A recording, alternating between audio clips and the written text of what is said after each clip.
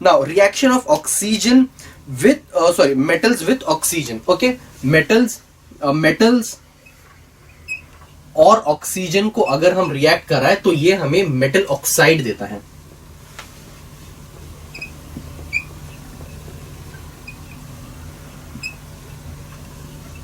Okay, metals और oxygen जब भी रिएक्ट करते हैं they always give us metal oxide. ये एक जनरल इक्वेशन है. आप कोई भी एक एग्जांपल ले सकते हो, जैसे कि एल्यूमिनियम और ऑक्सीजन का लोगे, सो Al plus O2 will give us Al2O3. Al plus O2 will give us Al2O3. अब यहां पर कितना है ऑक्सीजन, यहां पर 3 है लेकिन यहां पर 2 ही है, तो इसको मैं अगर 2 से मल्टीप्लाई करूं तो ये 6 ऑक्सीजन हो जाएंगे. तो यहां पर मुझे 3 करना पड़ेगा, तब ये 6 ऑक्सीजन हो गए, और एल्यूमिनियम इज 4. सो ये बन गई एक इक्वेशन. सो एल्यूमिनियम एंड मतलब कि कोई भी मेटल जब ऑक्सीजन के साथ रिएक्ट करता है, it always gives us a metal oxide. Now that metal oxide when reacts with acid. अब कोई भी मेटल ऑक्साइड लो, मेटल ऑक्साइड जब ये रिएक्ट करे किसी भी एसिड के साथ, तो it gives us salt and water. Example metal oxide, sodium oxide का एग्जाम्पल ले लेते हैं. Sodium is a metal, sodium hydroxide तो NaOH हो जाएगा, प्लस एसिड HCl ले लेते हैं, and it gives us salt and water. Salt की अगर बात करें तो NaCl हमको मिलेगा, प्लस वाटर की अगर बात करें तो यहां पे देखिए NaCl और ये H2O ये साथ में रिएक्ट करेगा, तो इसीलिए plus H2O. So metal oxide with acid gives us salt and water. Okay, so इस तरीके से हमें हमेशा एक जनरल इक्वेशन को अगर आप याद रखो तो उससे आप किसी भी इक्वेशन को फॉर्म कर सकते हो. Now reaction with acid, take dilute hydrochloric acid in a test tube and add zinc dust to it. So basically कोई भी डाइल्यूट हाइड्रोक्लोरिक एसिड लीजिए और उसको टेस्ट ट्यूब के अंदर, उसके अंदर जिंक डस्ट डालिए. आप उस टेस्ट ट्यूब को बेंड करके उसके जो ओपनिंग है ट्यूब की, उसके ऊपर उसको थोड़ा हर्ट कीजिए. Now observe the glowing sphincter. अब उसको जब हम ऑब्जर्व करेंगे तो हमें एक आवाज आती है. सो इससे हमें एक चीज पता चलती है, क्या metal plus dilute acid will give us, metal plus dilute acid gives us salt plus H2. Okay, मतलब कि हाइड्रोजन गैस. अब वो जो आवाज आती है जब हम उसको बर्न करते हैं, that is because of the production of H2 gas. Okay, so मतलब कि H2 बेसिकली हाइड्रोजन गैस.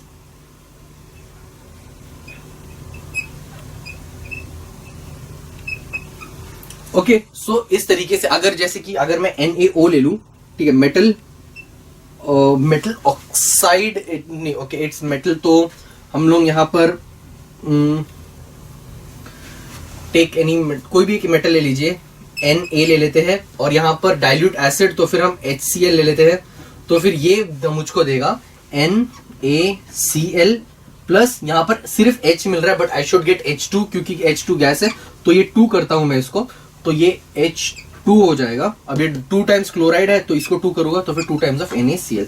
तो मतलब कि metal plus dilute acid will give us sodium, a salt and a hydrogen gas. So this is a salt. We know what is a salt. A salt is any element which when dissociated does not give us either H plus ion or nor OH minus ion. तो वो element जो dissociate होने के बाद ना तो हमें H plus ion देंगे ना हमें OH माइनस आयन देंगे, उन्हें हम कहते हैं salts. Okay, reaction with water. अब मोस्टली वाटर जो है वो किसी भी मेटल के साथ बहुत क्विक रिएक्शन नहीं दिखाता है. Okay, any metal does not show very quick reaction with water except but some metals like sodium and potassium react with cold water to produce their hydroxide. मतलब कि सोडियम और potassium जो होता है वो वाटर के साथ रिएक्ट करता है और खुद का हाइड्रोक्साइड बना लेता है. मतलब कि सोडियम हाइड्रोक्साइड और potassium hydroxide, these are the only 2 metals जो मतलब बहुत कम मेटल्स है जो इंस्टेंट रिएक्शन करते हैं वाटर के साथ. अदरवाइज जो the metals react with water in a very long period of time. Now talking about chemical properties of non-metals. अब ठीक है, of non-metals.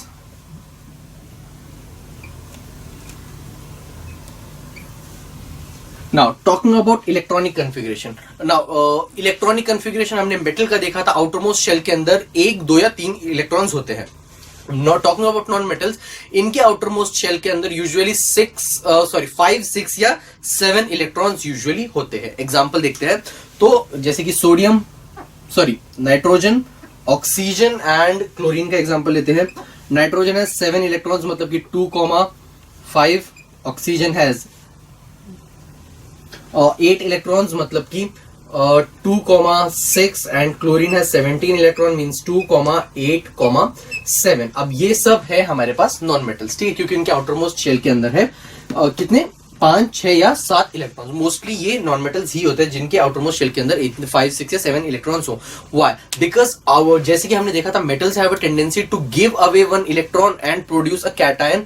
सेम वे जो नॉन मेटल्स है वो अपना एक इलेक्ट्रॉन एक्सेप्ट कर लेता है।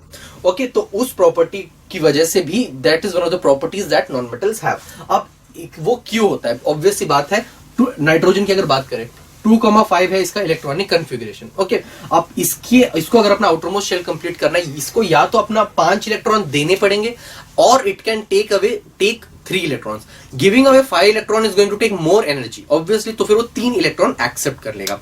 ठीक है, तो फिर इसलिए यहां पे नाइट्रोजन जो है ये 3 इलेक्ट्रॉन्स एक्सेप्ट कर लेता है, 3 electrons, and will give us N3-। ठीक है, तो फिर ये हमें जो नाइट्रोजन है वो एक एनायन बना देता है। ओके, नेगेटिवली चार्ज आयंस को क्या कहते हैं? Anions. Same way oxygen 6 electrons they देगा या 2 ले लेगा। Taking 2 electron is easier than giving away 3 electrons, तो ऑब्वियसली ऑक्सीजन में क्या होगा? ऑक्सीजन प्लस 2 इलेक्ट्रॉन्स को अगर हम ऐड करेंगे तो it will give us O2-। And chlorine की अगर बात करें तो क्लोरीन के 7 इलेक्ट्रॉन देना is very difficult, taking 1 electron is easier, तो ये chlorine plus 1 electron will give us Cl-। Okay, तो ये एनायंस प्रोड्यूस करता है, वेराज जो हमने इससे पहले देखा था मेटल्स के अंदर वो कैटायंस प्रोड्यूस करते हैं। ओके, सो ये this is the formation of anions, that is one of the properties of non metals. Okay, now reaction with oxygen, non metals combine with oxygen to form oxides, मतलब कि non metals plus oxygen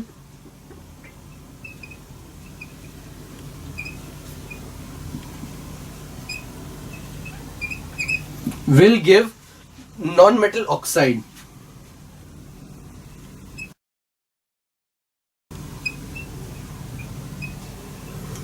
अगर कोई भी non metal ले लीजिए और उसको oxygen के साथ जब वो रिएक्ट करता है तो वो एक नॉन मेटल ऑक्साइड बनाता है। Now the oxides of metal are non metals are acidic in nature and they react with bases to form soluble salt and water. मतलब कि जो नॉन मेटल की ऑक्साइड होती है वो एसिडिक होती है नेचर के अंदर, and they react with bases to form soluble salt and water, because acid and bases react with each other to give salt and water, जिसे हम न्यूट्रलाइजेशन रिएक्शन कहते हैं। ओके, एक एग्जांपल लेते हैं। कार्बन एक नॉन मेटल है plus oxygen will give us CO2। क्या है ये? Non metal oxide. Now this non metal oxide मतलब कि CO2 विल रिएक्ट विथ कोई भी एक बेस ले लेते हैं, NaOH ले लेते हैं, and this will give us Na2CO3 along with hydrogen। Okay, so this is 2 times of H2O, ठीक है, अलॉन्ग विथ वाटर। तो मतलब कि देखिए अब इसके अंदर ये चीज बोलिए कि जो नॉन मेटल ऑक्साइड होते हैं this is acidic in nature, it reacts with the base to give salt and water. ये this type of reaction is known as neutralisation reaction. Neutralisation reaction क्या होता है? वो रिएक्शन जिसके अंदर एक एसिड और एक बेस रिएक्ट करते हैं एक दूसरे के साथ to give away salt and water. इसके अंदर Na2CO3 जो था वो था हमारा salt and water was obviously H2O। Now the oxides of non metal react with water to give an acid. जो ऑक्साइड्स होती है मेटल नॉन मेटल्स की, it reacts with H2O to give away acids. Example, CO2 को अगर H2O के साथ react कराया जाए it gives H2CO3, that is carbonic acid.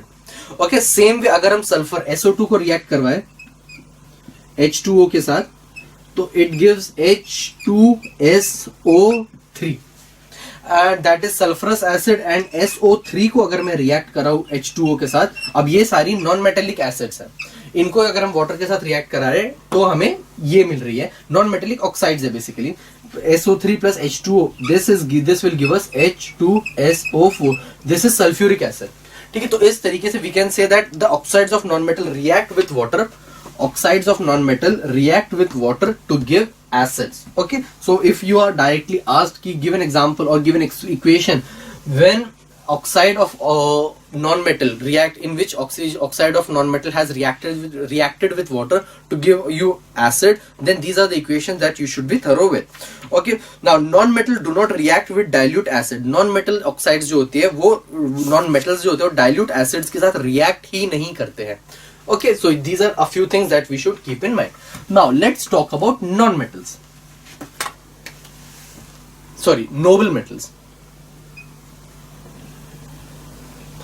Now noble metals वो elements होते हैं जो हमें environment के अंदर free state में मिलते हैं. free state as in की प्योर स्टेट के अंदर अगर मुझे एल्यूमिनियम को कहीं से निकालना है तो I will have to extract it from bauxite. Aluminium कभी भी एल्यूमिनियम के फॉर्म में प्रेजेंट नहीं होता है नेचर के अंदर, but noble metals are the ones जो अपने फ्री स्टेट के अंदर, अगर गोल्ड है तो वो गोल्ड के ही फॉर्म में जो प्रेजेंट होता है नेचर के अंदर. ये बेसिकली वो मेटल्स होते हैं जिनका आउटरमोस्ट शेल कंप्लीट होता है. ओके, तो उन्हें हम नोबल मेटल्स कहते हैं. The elements whose outermost shell are complete are known as noble metals and these are the ones that exist in free state in nature. ये नेचर के अंदर फ्री स्टेट के अंदर एग्जिस्ट करते हैं. अब इसके यूज क्या होते हैं? Gold, silver and platinum are use to prepare ornaments. Gold, silver, platinum जो होते हैं ऑर्नामेंट्स बनाने के लिए यूज किए जाते हैं. Gold and silver are use to make medals. Platinum, palladium metals are used as catalyst. उनको कैटलिस्ट की जैसे भी यूज किया जाता है. Gold and silver are also used in making few electronic device and silver is used in medicine. तो इन सारी चीजों के लिए नोबल मेटल्स को यूज किया जाता है. अब अगर मैं प्योरेस्ट फॉर्म ऑफ गोल्ड देखूं तो वो 24 कैरेट्स होता है, लेकिन 24 कैरेट के अंदर कभी भी ऑर्नामेंट्स को या ज्वेलरी को नहीं बनाया जाता है. रीजन बीइंग 24 कैरेट गोल्ड जो होता है वो बहुत सॉफ्ट होता है.